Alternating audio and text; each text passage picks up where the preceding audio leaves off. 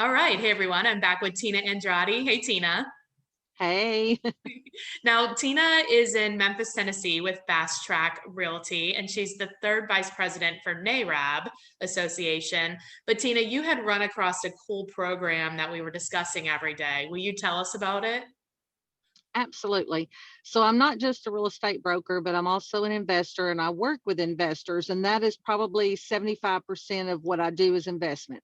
Okay. And so we were trying to find ways of helping the community, giving back, and still being able to invest. So, how do you do that? Mhm. And one of my partners is actually ex-military that I work with. And she said, well, we have a lot of homeless veterans. We have, the Navy base here, which is more higher end officers, but we tend to have a lot of homeless vets in the area. We Terrible. have a we have the VA hospital here, and sometimes we have homeless vets that go in, they're sick, they need a place to be, they can't go back out to the streets, but Mhm. they need housing. So we work with VASH, which is like the local HUD association, but it's nationwide. VASH is a nationwide kind of Section 8 program for homeless vets. Okay. So what we do is we have a house and it's completely set up, furnished. You have to furnish it kind of like an Airbnb. Does Mhm. that make sense? Yeah. So you're paying the utilities, we supply internet so that they can get on and look for jobs, get health care, get rides back and forth to the doctor, whatever they may need there. Mhm. We do not supply transportation, all we supply is housing. But the program will set them up. There's several ways you can do this. You can work directly with the VA hospital, and Okay. they have programs that if they need temporary housing, they may be there for 3 months, 6 months while they're going through rehabilitation. But VASH will set them up through a year-long contract, just like a normal lease. Oh, And they pay it. It's like a Section 8 program, but it's specifically for homeless vets. so are they Or renting the whole, you said it's like a no, house? it's like a group home. Okay. Okay. So it is going to be set up to where you have 1 to 2 veterans per bedroom, according to how this goes. And you have to make sure, like, you have homeless vets that just need to get off the street, be able to get their benefits going, get their health care and that kind of thing. Those are a little different than the ones that are having mental issues. Mhm. So that's a different type of home. We can't put 2 of them in a room. They have to have someone that's there. It's a little different thing. Okay. But the program, if you're an investor and you're looking to have a way to give back and Mhm. still be able to have a profit, some profit off of it, um, ours is a nonprofit, but we do pay ourselves as, the CEOs and Or stuff whatever. like that. I mean, but don't expect to get rich. I mean, this is not a get rich quick thing. It's just like normal leases through Section 8. So You have to go do an are you inspection. okay. Are you allowed to put like other non-vet people in there or No, only okay. no, Okay. no. If it's set up as a house for homeless vets, then that's all that goes in that house. Now, I'm not saying we don't have other programs in town where we can help and put people in like a rooming house, Yeah, because but I've this is seen not other that. programs like that for other populations. Like, Right, but this yeah, is specifically for veterans. that's really cool. That's awesome. So you partner with this organization. Does the housing, do you have to go through any type of special zoning? No, I mean, there's no zoning requirements as long as we have to have them close to Public. public transportation, like a bus line that comes through. Mhm. Other than that, it can be anywhere in the city. And the inspection, if you do any type of Section 8 housing, rentals, it's basically the same inspection guidelines. They're Okay. going to come out, check for peeling paint, make sure all the electricals, all that kind of stuff. It's Right. basically the same inspection. Okay.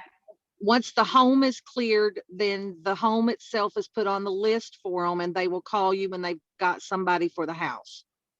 Okay. And then are they pretty good about keeping it full?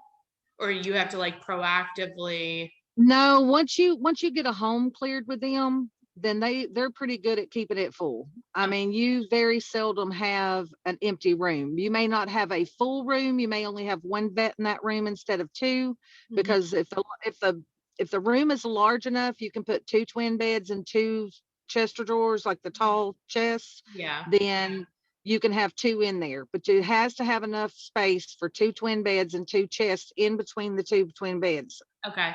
You can't just stack them around the room and, pile them in like, Right. sardines.